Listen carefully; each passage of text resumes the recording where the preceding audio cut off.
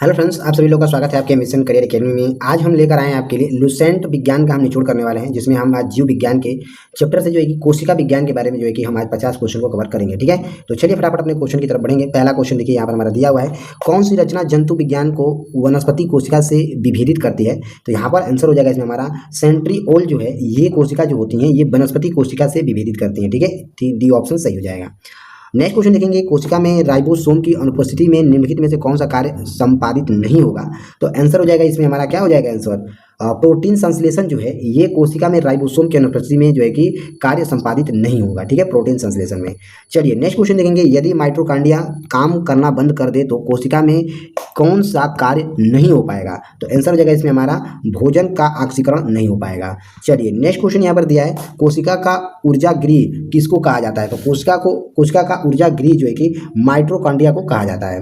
Next question यहाँ पर दिया है, निम्नलिखित में से कौन सबसे बड़ा कोशिकांग है। तो आंसर हो जाएगा इसमें हमारा प्लास्टिड जो है ये कोशिका का सबसे बड़ा जो है कि भाग होता है। ठीक है, चलिए नेक्स्ट क्वेश्चन देखेंगे, कोशिका में प्रोटीन संश्लेषण कहाँ होता है। तो कोशिका में प्रोटीन संश्लेषण जो है ये राइबोसोम में होता है। ठीक है, चलिए नेक्स्ट क्वेश्चन यहाँ पर हमारा दिया हुआ है, देखिए पादप कोशिका का सबसे बाहरी आवरण क्या कहलाता है। तो पादप कोशिका का सबसे बाहरी आवरण जो है कि कोशिका भित्ति कहलाता है। ठीक है, ध्यान दीजिएगा। नेक्स्ट क्वेश्चन यहाँ पर दिया है, कोशिका के निश्चित रूप प्रदान करती है किसमें। तो ये कोशिका भित्ति को जो है कि कोशिका को निश्चित प्रदान रूप करती है। ठीक है, नेक्स्ट क्वेश्चन दिया हुआ है, कोशिका द्रव में उपस्थित महीन शाखित झिल्लीदार और अनियमित नलिकाओं का घना जाल कहलाता है। वो क्या कहलाता है। तो ये अंत प्रायद्वीपीय जालिका कहलाता है। नेक्स्ट क्वेश्चन यहाँ पर दिया हुआ है, चलिए नेक्स्ट देखेंगे, प्रोटीन निर्माण का सक्रिय स्थल क्या है। तो प्रोटीन निर्माण का सक्रिय स्थल जो है कि राइबोसोम में होता है। नेक्स्ट क्वेश्चन यहाँ पर दिया हुआ है, कौन सा कोशिकांग केवल पादप कोशिकाओं में पाया जाता है। तो आंसर हो जाएगा इसमें हमारा उपयुक्त सभी, यानी कि कोशिका भित्ति में, लवक में और रिक्तिकाएं में पाया जाता है।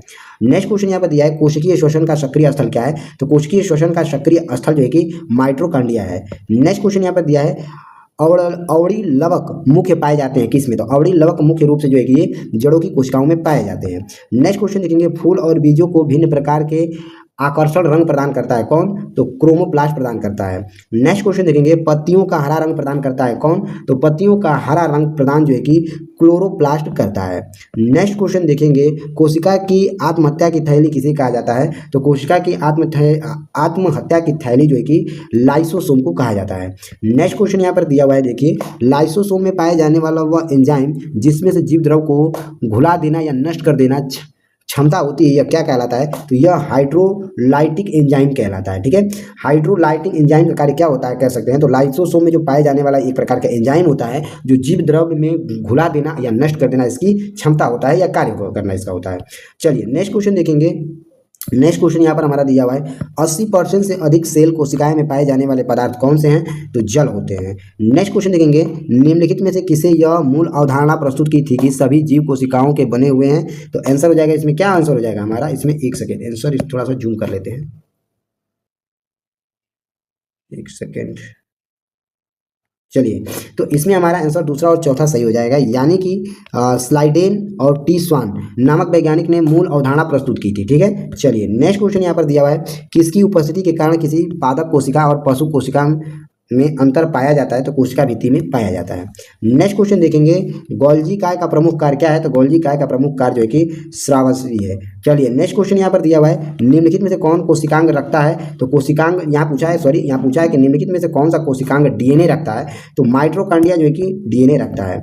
नेक्स्ट क्वेश्चन देखेंगे, कौन सा कोशिकांग प्रोटीन संश्लेषण में प्रमुख भूमिका निभाता है। तो प्रमुख भूमिका जो है कि एंडोप्लाज्मिक रेटिकुलम और राइबोसोम जो है कि ये क्या करता है, भूमिका निभाता है किसमें। तो कोशिकांग प्रोटीन संश्लेषण में। ठीक है, ध्यान दीजिएगा, एंडोप्लाज्मिक रेटिकुलम एवं राइबोसोम।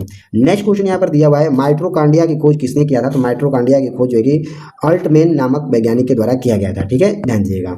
चलिए नेक्स्ट क्वेश्चन यहाँ पर हमारा दिया हुआ है, कौन सा अंग प्राय जंतु कोशिका में उपस्थित नहीं होता है। तो लवण नहीं होता है। ठीक है, ध्यान दीजिएगा, यहाँ पर हमारा ये ऑप्शन सही हो जाएगा। नेक्स्ट क्वेश्चन यहाँ पर दिया है, लाइसोसोम कार्य करते हैं। तो लाइसोसोम जो कि अंत कोशिकीय पाचन में कार्य करते हैं। नेक्स्ट क्वेश्चन यहाँ पर दिया हुआ है, कोशिका भित्ति होती है। तो कोशिका भित्ति जो है कि पार्गभय में होता है। नेक्स्ट क्वेश्चन यहाँ पर दिया हुआ है, माइटोकॉन्ड्रिया का भीतरी वलन क्या कहलाता है। तो माइटोकॉन्ड्रिया का भीतरी वलन जो है कि यह क्रिस्टली कहलाता है। ठीक है, ध्यान दीजिएगा। नेक्स्ट क्वेश्चन यहाँ पर दिया हुआ है, माइटोकॉन्ड्रिया किसमें अनुपस्थित होता है? तो माइटोकॉन्ड्रिया जो है कि जीवाणु में अनुपस्थित होता है। नेक्स्ट देखेंगे, जीव द्रव्य शब्द का प्रयोग सर्वप्रथम किसने किया था?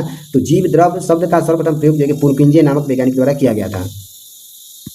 चलिए नेक्स्ट क्वेश्चन दिया हुआ है, जीव द्रव्य जीवन का भौतिक आधार, यह किसका कथन है? तो ये हक्सले नामक वैज्ञानिक का ये कथन है। ठीक है, ध्यान दीजिएगा।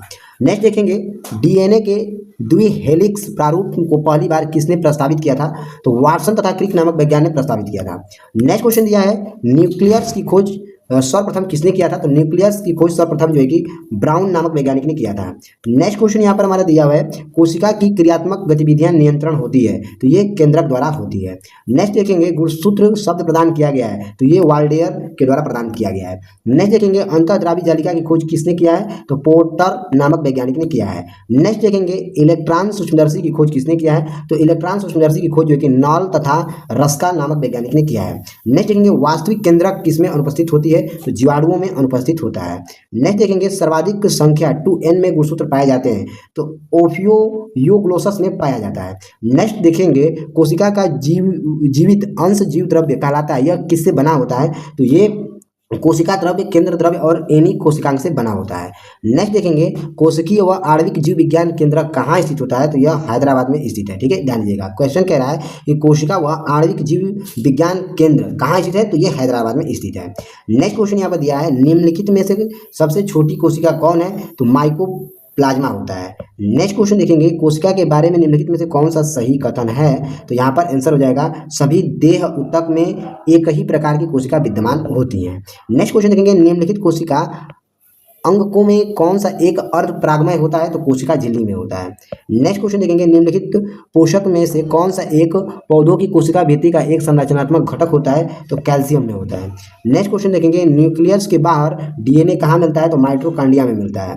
नेक्स्ट देखेंगे, निम्नलिखित में से किस कोशिका अंग से लाइसोसोम बनता है? तो गोल्गी काय से बनता है। नेक्स्ट देखेंगे, निम्नलिखित में से कौन सा वह कोशिकांग है जो प्रोकैरियोटिक कोशिकाओं में नहीं पाया जाता है? तो माइटोकॉन्ड्रिया में नहीं पाया जाता है।